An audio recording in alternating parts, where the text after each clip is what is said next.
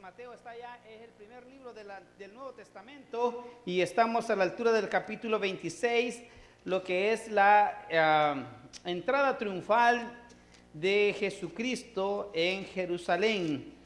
Esta porción bíblica también se menciona en los otros tres evangelios, Marcos, Lucas y Juan, con diferente enfoque, con algunos detalles extra para poder completar la historia.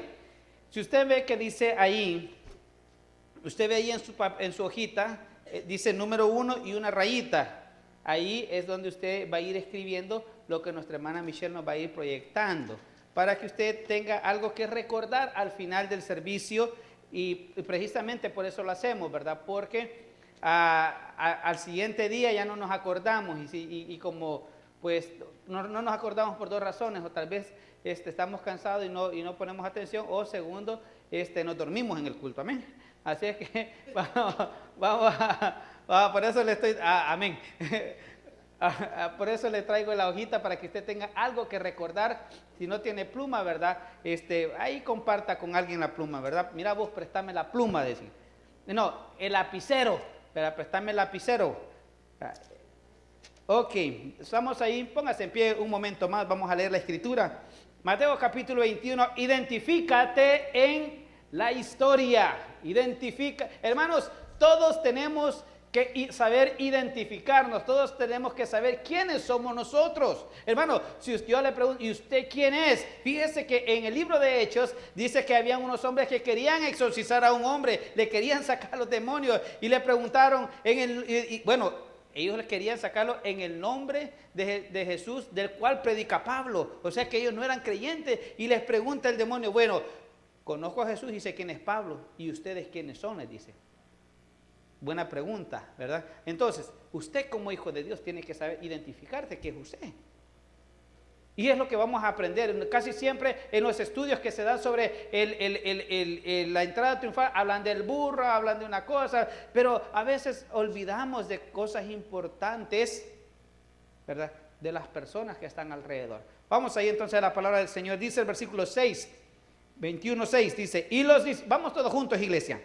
Y los discípulos fueron e hicieron como Jesús les mandó, y trajeron el asna y el pollino, y pusieron sobre ellos sus mantos, y él se sentó encima. Y la multitud, que era muy numerosa, tendía sus mantos en el camino, y otros cortaban ramas de los árboles y les tendían en el camino. Y la gente que iba delante y de la que iba detrás aclamaba diciendo, Hosana al Hijo de David, bendito el que viene en el nombre del Señor, Hosana en las alturas. Cuando entró él en Jerusalén, toda la ciudad se conmovió diciendo, ¿quién es este? Y la gente decía, este es Jesús el profeta de Nazaret de Galilea. Vamos a orar. Padre, gracias te damos esta mañana por tu palabra. Danos, Señor, gracia para aprender y gracia para enseñar. Que podamos identificarnos a través de esta escritura. ¿Qué somos? ¿Y por qué te seguimos? Ayúdanos, Señor, a cada día poder ser más como tú. Ayúdanos a ser discípulos genuinos en ti. Suplicamos, Señor, que quites de nuestra mente y de nuestro corazón todo estorbo, que esta mañana nos permita aprender acerca de tu palabra. En Cristo Jesús. Amén. Pueden tomar sus asientos.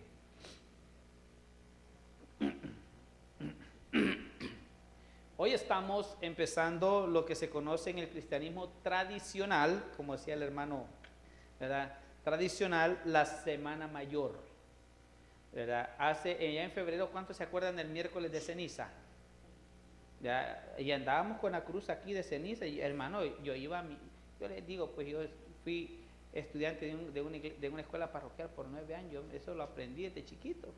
Y todos teníamos que andar ahí con la cruz de ceniza, donde empezaba la Cuaresma, que son 40 días desde ahí hasta el Viernes Santo, ¿verdad? Entonces, todo esto, hermano, es parte de nuestro abolengo, de nuestra tradición, y también algunas cosas sí son muy bíblicas que se celebran. Y en la Semana Mayor es donde se conmemora, donde se recuerda la pasión de Jesús. Recuerdo que hace muchos años los que venimos siempre de la iglesia tradicional, esto era solemne, desde la comida. ¿Qué es lo que se comía en ese tiempo? Pescado, ¿verdad que sí? Pescado envuelto, pescado frito, sopa de pescado, nos salían escamas, ¿verdad? Hermano, sardinas. ¿Cuántos comieron esas sardinitas entomatadas con arrocito blanco y basta? Sardinas, ¿verdad? Sardinas. ¿Qué más comíamos? Torrejas, ¿verdad? Jocotes en miel, mangos en miel. Hermano, desde la comida ya no se diga la vestimenta. ¿Sí o no? Nos vestíamos de acuerdo al tiempo de Semana Santa, ¿verdad? Mucha gente andaba con colores así como púrpura, moradito, ¿verdad? ¿Se acuerda? Negro, a veces blanco. O sea, eran colores parte. Y decir, pastor, yo no me acuerdo de eso. Sí, es que lo que pasa es que los tiempos han cambiado, ¿verdad? Se ayunaba, no se comía carne. Y si era viernes, jueves o viernes santo, si lo encontraban trabajando, la policía municipal lo metía preso. ¿Cuántos sabían eso? Lo metía preso. Y salía hasta el sábado de gloria, y pagaba su multa. En parte, es parte de nuestra cultura y de nuestras tradiciones. ¿Quiénes son de Sonsonate aquí? Levántenme la mano los de Sonsonate. O solo ustedes dos. Vaya. La hermana Edith dice que es de Sonsonate. Bueno, ahora fíjese esto. Lugares como Sonsonate, Antigua Guatemala, los de Antigua Guatemala, no hay de Antigua, pero sí hay guatemalteco, los de Sonsonate, Antigua Guatemala y otros lugares históricos de nuestros países, la celebración de Semana Santa era un evento único.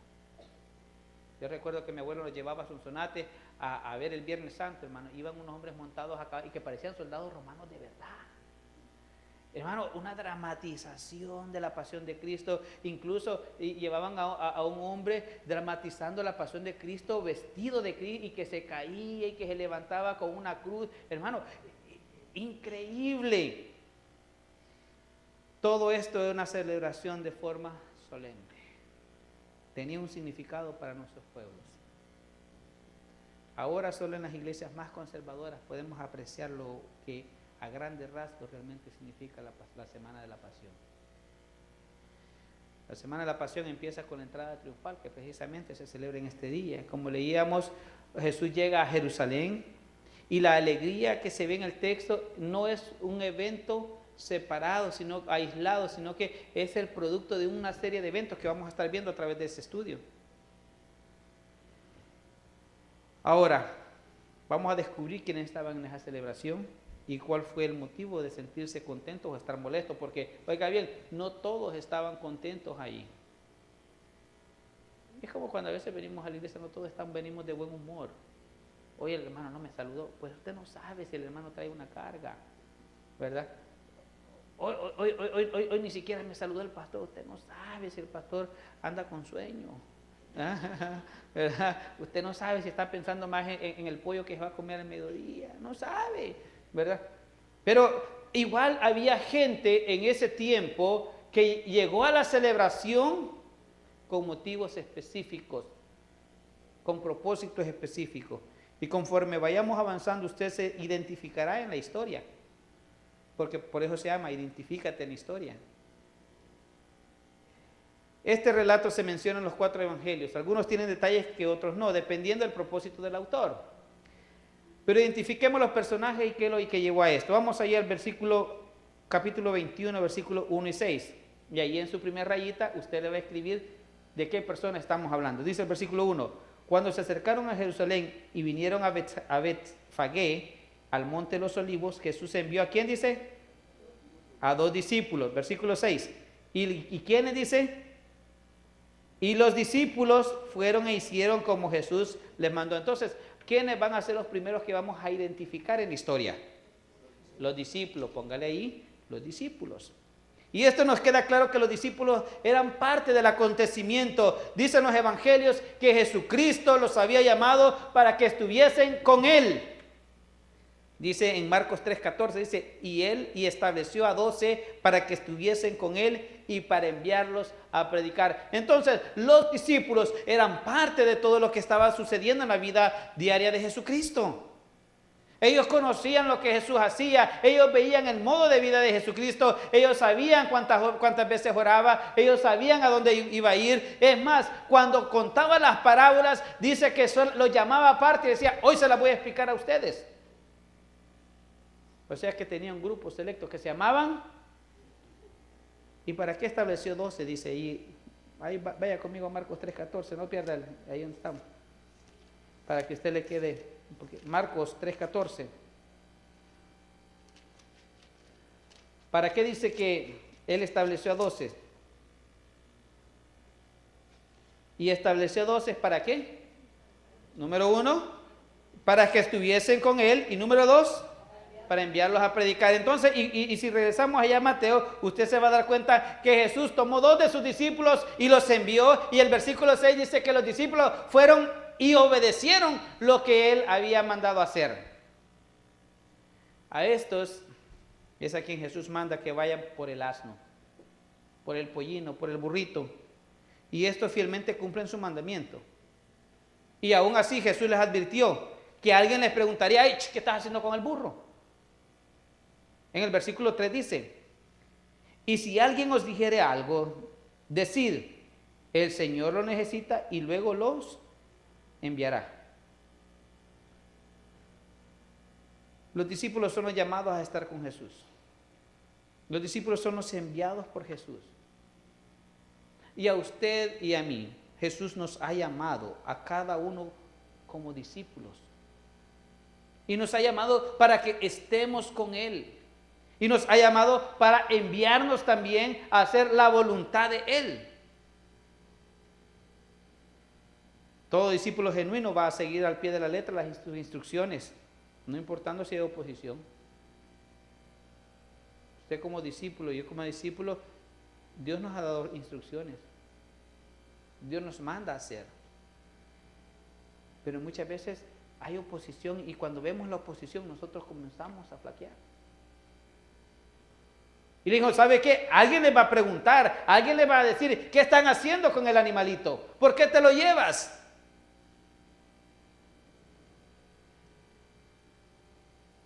Entonces, un discípulo es aquel que cumple la voluntad de Dios. Un discípulo es aquel que va a estar ahí siempre con Él. ¿Sabe usted que muchas veces las iglesias se llenan, pero son muy pocos los discípulos de Jesucristo?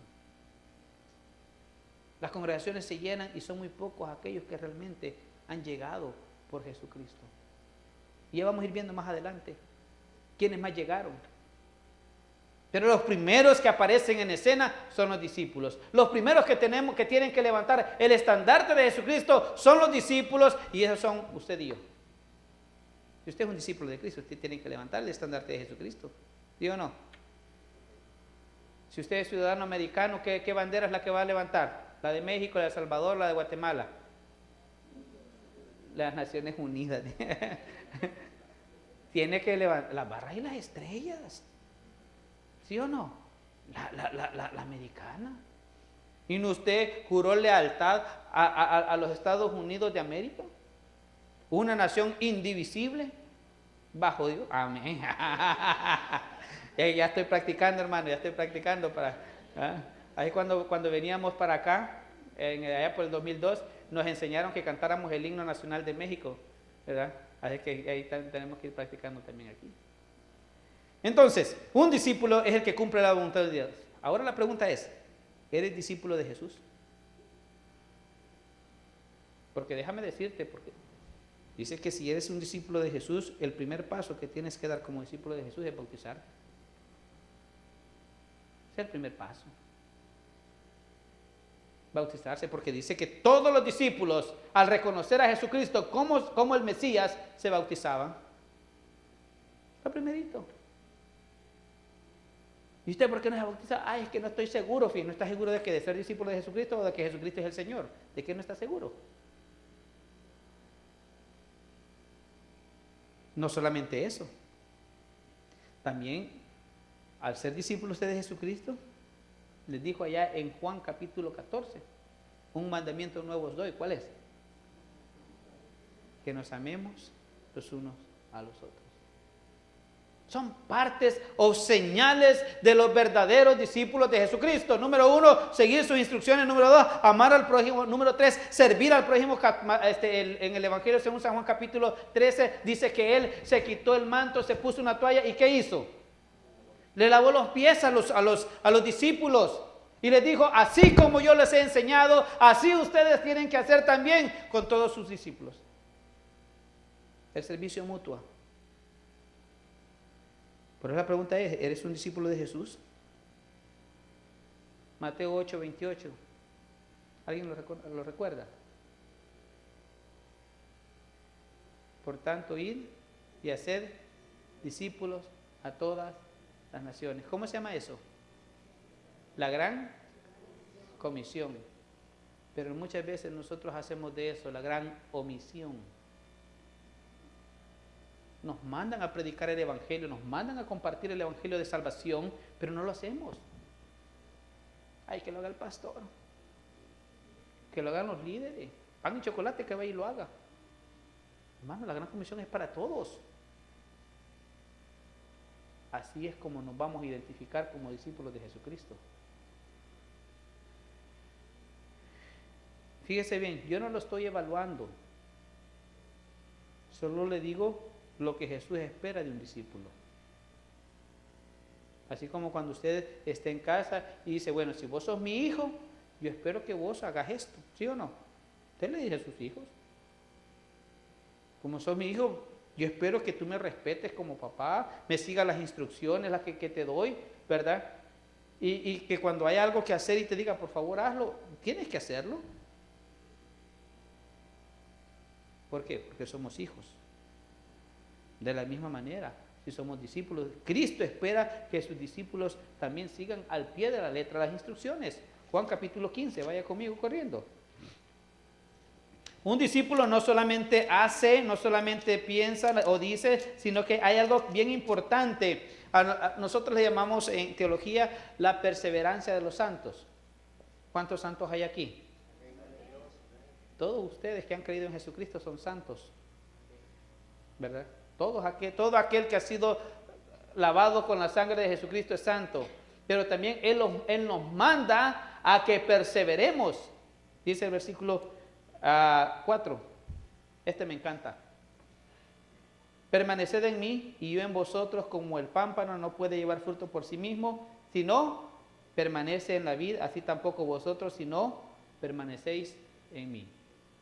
Versículo 5, yo soy la vid y vosotros los pámpanos, el que permanece en mí y yo en él, este lleva mucho fruto, porque separado de mí nada podéis hacer. Versículo 6, el que en mí no permanece será echado fuera. Versículo 7, si permanece en mí y mis palabras permanecen en vosotros, pedid todo lo que queráis y os será hecho. Versículo 9, como el Padre me ha amado, así también yo os he amado, permaneced en mi amor. Versículo 10 dice, permaneceréis en mi amor, así como yo he guardado los mandamientos. Dice, 10, perdón, si guardaréis mis mandamientos, permaneceréis en mi amor, así como yo he guardado los mandamientos de mi Padre y permanezco en su amor. ¿De qué está hablando ahí?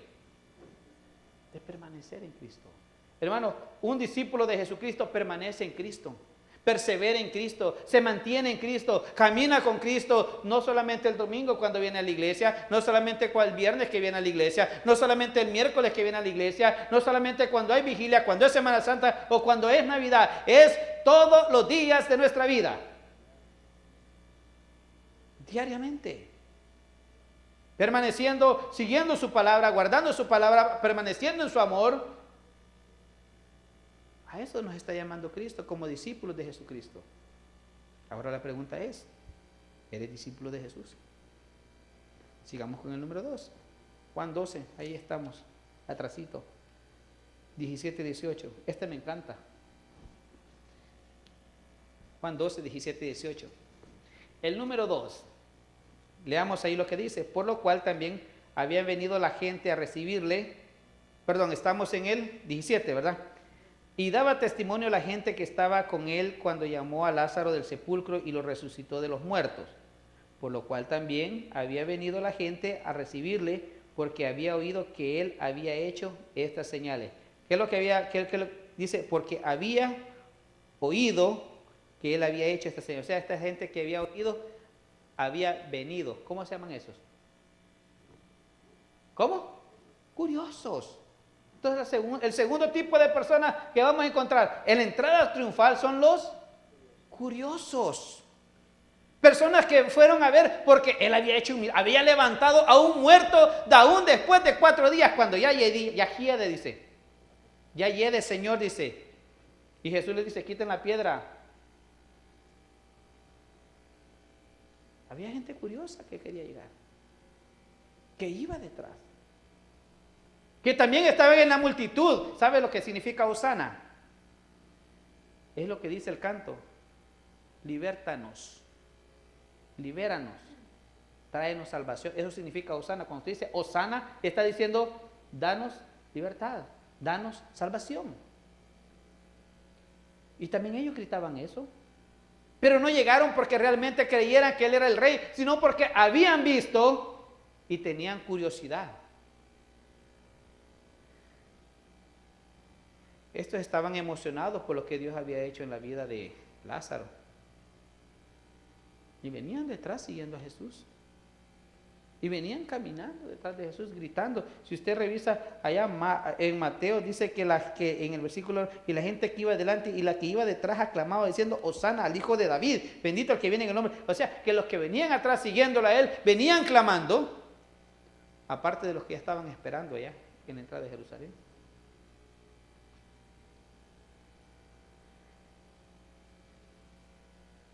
Ellos habían escuchado que él había hecho estas señales. ¿Cuál era la señal? Haber levantado a Lázaro. Fíjese algunas cosas que pasaron antes de la entrada triunfal. Dice que él venía a Jerusalén y que en el camino pasó por Jericó y sanó a un ciego. Después dice, estaba enfermo Lázaro y murió, y que también fue y lo resucitó. Le dijo, Lázaro, ven fuera. Todo eso está en el mismo tiempo. O sea que un acontecimiento se va dando detrás del otro. Es una línea continua de acontecimiento. Por eso le dije, lo que estaba pasando en la entrada triunfal no es un acontecimiento aislado, sino que había un precedente y la gente venía diciendo, este es el rey. Este es el que nos va a libertar. Por eso dice, Hosana al Hijo de David. Curiosos que buscan señales o esperan sentir algo. Curiosos que siguen por emoción. Curiosos que no caminan por fe, sino por vista. Si no hay señales o no se siente, entonces la presencia de Dios no está ahí. Yo quiero decirle una cosa. Yo antes lo mencionaba mucho y hoy lo voy a recordar. El Evangelio no es por emociones. El Evangelio es por convicciones. Usted tiene que estar convencido de que Jesucristo es el Señor. Usted tiene que estar convencido. Es que yo no siento. Hermano, es que a nosotros no nos mandaron a sentir. Es como cuando nos venden la pastillita aquella que dice, bueno, es que cuando usted venga a ser cristiano, Dios le va a resolver todos los problemas. Tenga cuidado con eso. Porque si es pobre, nunca va a dejar de ser pobre. Porque Dios no vino a darle dinero. Dios no le vino a dar dinero. Dice que Él vino a dar vida en abundancia, pero no está hablando de una vida terrenal, ni mucho menos una vida financiera, sino que está hablando de una vida eterna.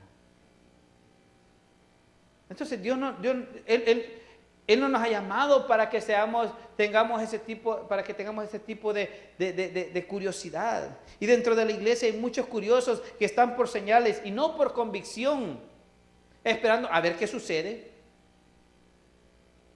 a ver si se siente ahora en el sermón,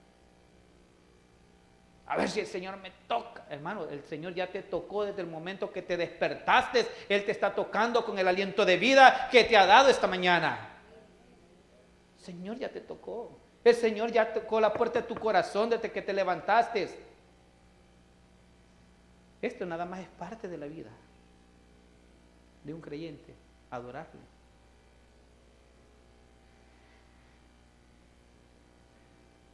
Muchas veces nosotros nos dejamos guiar por las emociones. Esperamos que Dios haga milagros y que pase la gente al frente a contar los milagros. Hermano, no me malentienda, Dios sigue siendo Dios y sigue haciendo milagros. Pero si tu base de fe son los milagros y las emociones, entonces eres un curioso. No eres un discípulo, eres un curioso. Quiero ver qué pasa, quiero sentir lo mismo. Fíjese esto, Hechos capítulo 8. Dice que era Simón. Dice que Simón, vaya conmigo, pero no pierda ahí donde estamos. Este me encanta. Hechos capítulo 8.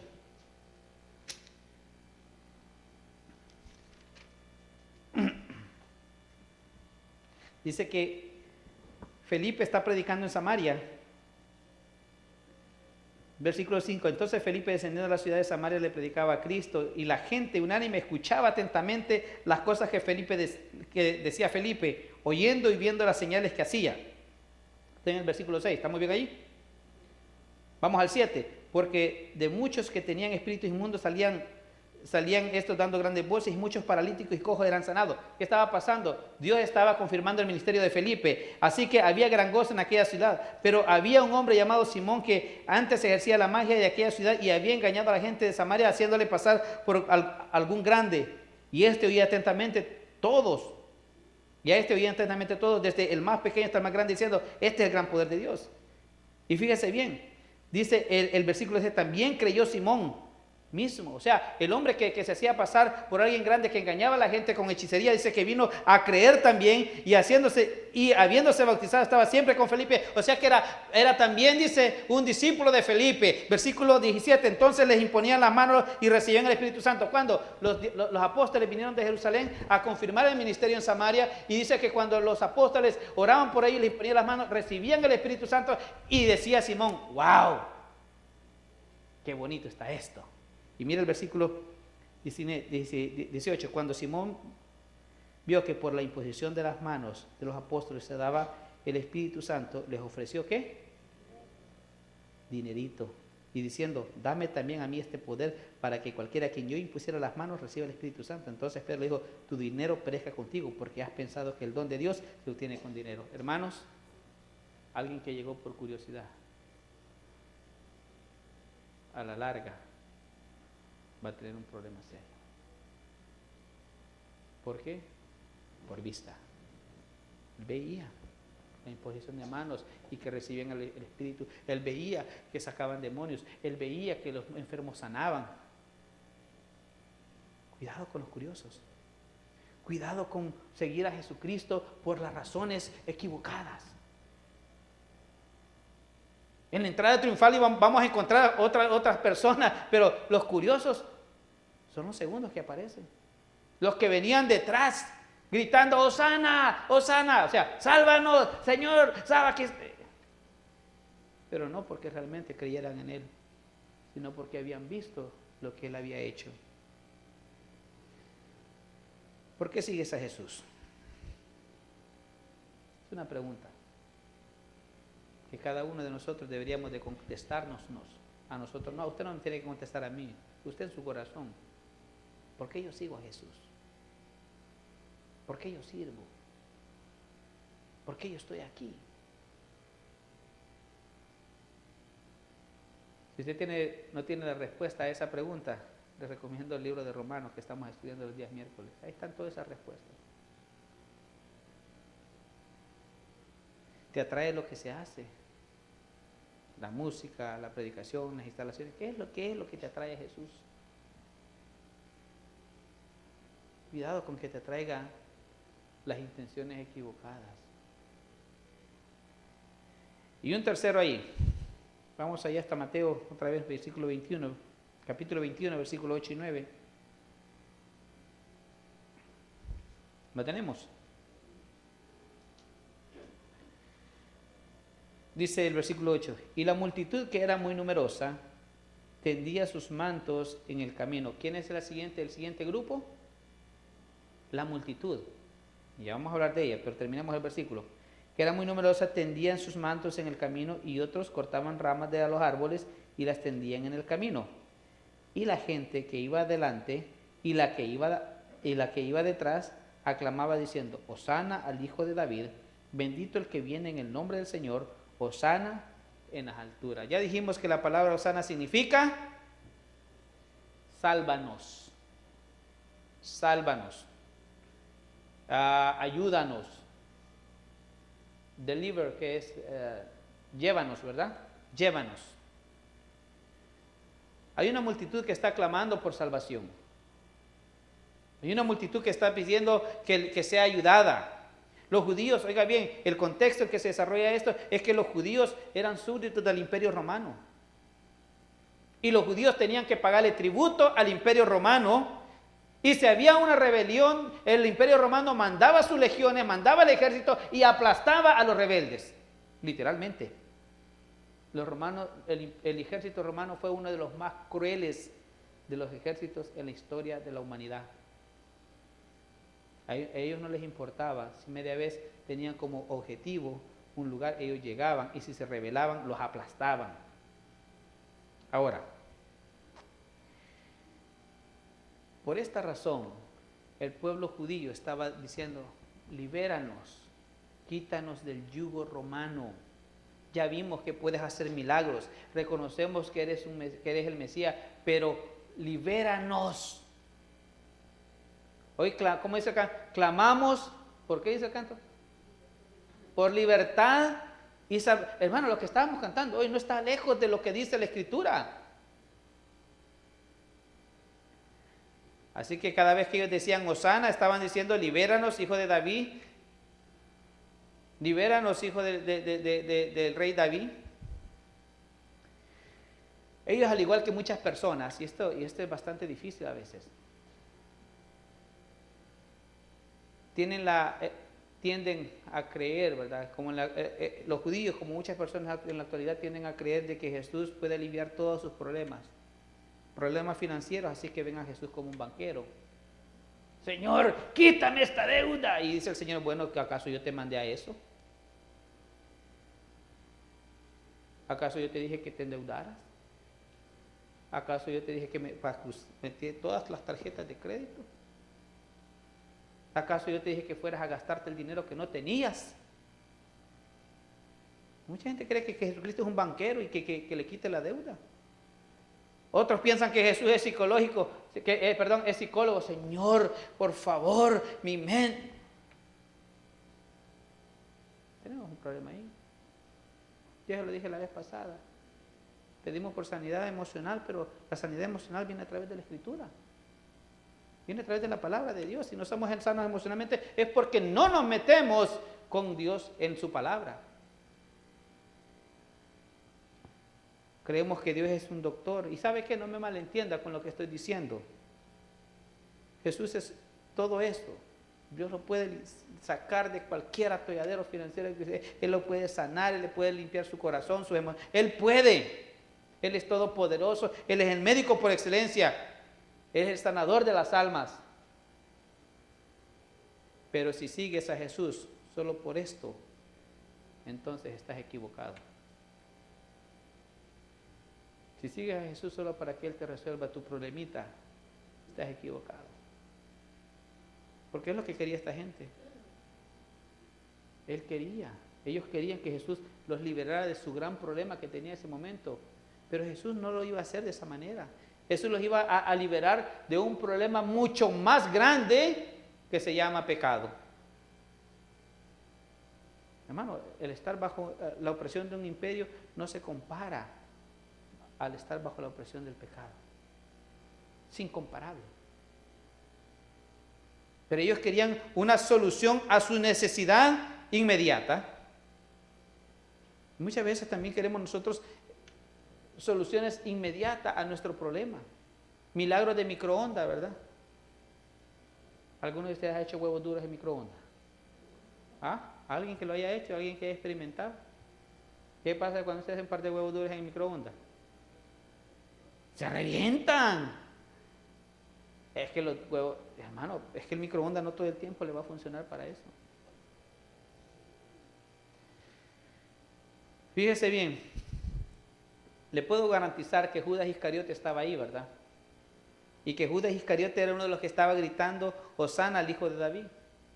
Pero 3 días después, más tarde, al ver que Jesús no permitió ser coronado como rey, ¿qué hizo?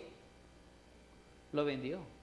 Y fíjese bien, cuando muchas veces nosotros vemos que Dios no nos contesta, que Dios no contesta nuestra petición o nuestra demanda, muchas veces venimos y comenzamos a vender nuestra fe. La comenzamos a cambiar por otras alternativas. Judas quería que Jesús se coronara como rey. Judas era una persona revolucionaria y él quería forzar la liberación del pueblo de Israel o del pueblo judío, llevando a Jesús a que él actuara.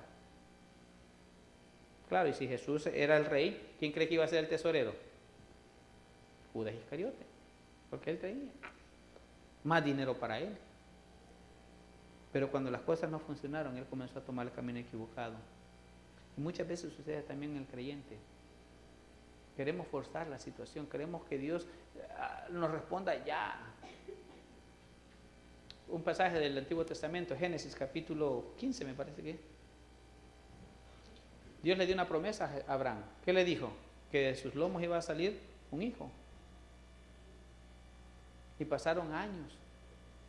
Y el hijo no llegaba. Y cada vez se hacía viejito. Y la señora cuando le dieron la noticia, ¿verdad? Ay, dice, ¿será que el señor este se va a contentar conmigo? Pero ¿sabe qué dijo? Ya sé. A lo mejor Dios quiere una ayudadita. ¿Y qué hizo? Le trajo a la sirvienta Agar.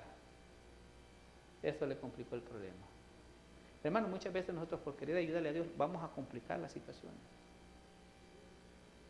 Y la multitud lo único que quiere es que sus necesidades básicas de hoy sean resueltas y no están pensando en una necesidad eterna como es la salvación. ¿Cuánta gente hemos visto nosotros que viene, pastor, ore por nosotros porque no tenemos trabajo? Y oramos por los trabajos. Y Dios viene y responde y da un trabajo. Se van. Se van. Mire que por sanidad, y oramos por sanidad. Mire que por mi familia, nosotros hemos tenido casos, hemos atendido personas, casos difíciles, familiares.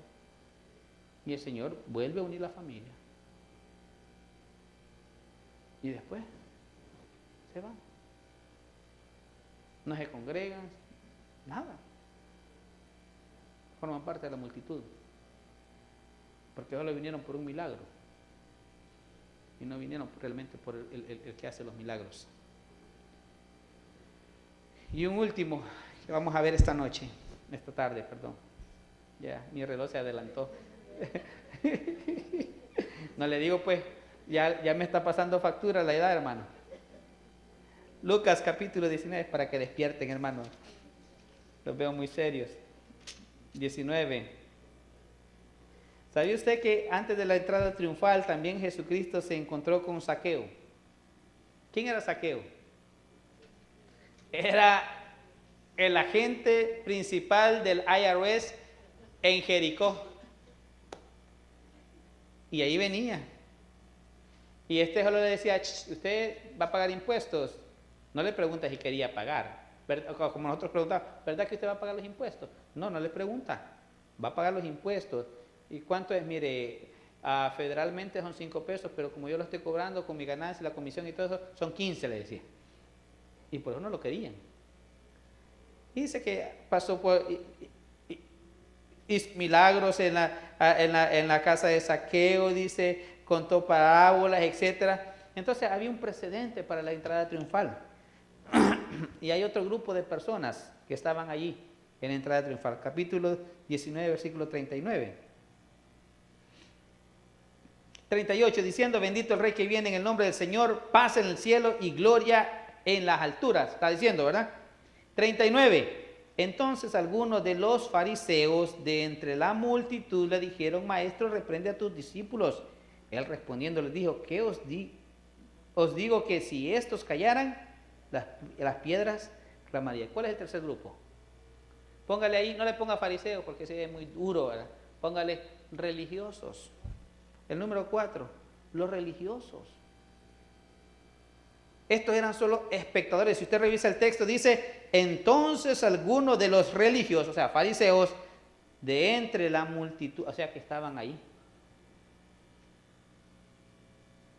O sea, que estos no estaban gritando, estos solo estaban supervisando. Cada palabra que salía de la boca de la multitud y los discípulos, por eso le dice, cuando oyeron que le estaban diciendo, bendito el rey que viene en el nombre del Señor, la multitud está diciendo, tú eres el rey que viene en el nombre del Señor, bendito seas, tú eres el rey de Israel. Y él dice, oiga, eso es una blasfemia. Porque dice, y comenzaron. Le dijeron, maestro, reprende a tus discípulos. Y Jesucristo que les dice, os digo que si estos callaran, las piedras clamarían.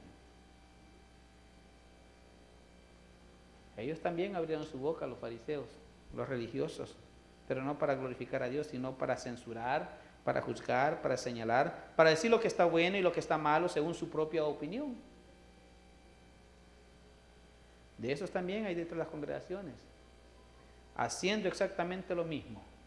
Espectadores que solo observan dónde se equivocan los demás para señalar. Mirar el gris de otros para tapar su negro. Están entre la multitud. Hay en las iglesias. Por ello le decía al principio, nos vamos a identificar, usted identifíquese. Usted ponga lo que usted quiera ahí. Yo soy discípulo, amén. Mire, yo soy curioso, ¿verdad? Pero quiero ser discípulo. Sigue estudiando la Biblia, ¿sí o no? Mire, yo soy multitud, ¿verdad? Pero pues después de esto yo quiero ser discípulo de Cristo. Amén, porque el objetivo es llegar a ser discípulo de Cristo. No quedarse como curioso, no quedarse como multitud, no quedarse como religioso, sino que llegar a ser discípulos, aquellos que van y hacen la voluntad de Dios. Los fariseos siempre estuvieron en oposición al ministerio de Jesucristo, en todo su ministerio. Y estaban a la expectativa de cada paso. Incluso dice que una vez estaban en una fiesta, en una cena, y le dijeron, bueno, digo, vamos a comer. Y yo aprendí algo este jueves. Y dije, vamos a orar por los alimentos. Y oramos por los alimentos y el hombre se persignó. Dije, bueno, ¿y usted por qué se persigna? No, me dijo, no me estoy persignando. Le digo, Dios, gracias por permitirme usar esto para llenar esto sin usar esto, dijo. ¿Y sabía usted que los fariseos comenzamos a decir, este es católico? No, el hombre tenía su base. Así estaban también los fariseos. Y los fariseos decían, ¿por qué tus discípulos comen con las manos sucias? Que no es que tienes que lavártelas. Y Jesucristo le dice, es que no es lo que entra a la boca lo que contamina el hombre, sino que es lo que sale de su corazón. Ellos estaban todos los días, paso a paso, siguiendo, así como están siguiendo las noticias todos los días, lo que está haciendo nuestro presidente, todos los días, hasta cómo se peinó. Y estaban ahí, en entrada triunfal. Una característica de este grupo es que eran los que más Biblia conocían. ¿Sabía usted eso? Por eso cuando el amigo se persignó, le dije, eso no lo dice la Biblia, herejía. No, hombre, gracias Señor por usar esto, para llenar esto, sin usar esto. Tiene lógica. Que lo hizo de una forma funny, está bien. Pero ¿sabe qué? Pero nosotros los fariseos, los religiosos, apedrémoslo. ¿Sabe por qué? Porque nos convertimos en religiosos. Nos convertimos en religiosos. Y si no es como yo digo, es herejía. Son los que más sabían de Biblia, los fariseos. Eran los maestros, los doctores de la ley. Y están ahí, en la entrada triunfal. El problema de ellos es que no habían aprendido a amar al prójimo. Decían amar a Dios, pero no le reconocieron cuando le recibieron ni le recibieron, ni cuando vieron que la profecía se estaba cumpliendo ante sus propios ojos. Revisemos ahí en Mateo 21 otra vez. Versículos 4 y 5. Hoy estoy en Lucas, por eso, ¿dónde está? Aquí estamos. Vean lo que dice esto. Todo esto aconteció ¿para qué? Para que se cumpliese lo dicho por el profeta cuando dijo: decida la hija de Sión, he aquí tu rey viene a ti. ¿Cómo venía? Manso y sentado sobre una asna, sobre un pollino, hijo de animal de carga. Ahora, fíjese bien, eso es la profecía esa es profecía de Zacarías. En el libro de Zacarías usted lo va a poder encontrar en el capítulo 9, versículo 9. Ellos, los fariseos, lo sabían, porque ellos estudiaban todas esas profecías. Ellos tenían escuelas donde se dedicaban específicamente a eso. Cuando Jesús nació, le preguntó el rey Herodes le preguntó a los escribas: ¿dónde dice que van a ser el Mesías? Y vino uno y dijo: yo sé rey. ¿Cómo dice? Y tú, Belén Efrata, no eres la más pequeña, entonces de ti saldrá el rey. Pues en Belén, sí lo sabían, pero ¿sabe qué? No lo creían. Utilizaban la ley nada más para poner cargas al pueblo. Y como muchas veces utilizamos la Biblia para pelear, para contradecir, no para edificar. ¿Por qué? Porque nos hemos convertido en religiosos. Estaba una profecía del Antiguo Testamento, se estaba cumpliendo letra por letra ante sus propios ojos, pero fueron tan ciegos que no pudieron identificar, no pudieron entender. Dice el versículo 14: y vinieron a él en el templo ciegos y cojos y los sanó. ¿Cómo es que los ciegos llegaron y creyeron que él los podía sanar? Y estos que conocían la escritura no creyeron en él.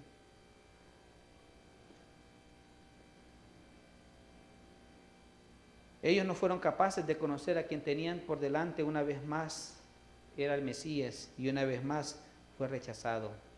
14:15, mira lo que dice: pero los principales sacerdotes y los escribas, o sea, los pastores y los teólogos, viendo las maravillas que hacían y a los muchachos aclamando en el templo y diciendo: Hosana al hijo de David, se indignaron. ¿Sabe usted qué significa indignarse? Se enojaron. Estoy enojado, y esto. Estaban enojados. Estaban enojados. Abrieron su boca nada más para señalar, juzgar. La pregunta es: ¿para qué abrimos nuestra boca? ¿Para glorificar a Dios o para señalar? Son preguntas que tenemos que hacernos de acuerdo al texto. Yo me las he hecho. Y a veces me da pena la respuesta que encuentro de mí mismo. Porque a veces he abierto mi boca no para glorificar a Dios. El pastor, no, también usted. No nos quedamos, ¿verdad? Y traigo gris. Quiero finalizar con esto. Si usted revisa el versículo 1, dice que Jesús envió 2 discípulos. ¿Dice quiénes eran? No dice, se dice que mandó 2 discípulos.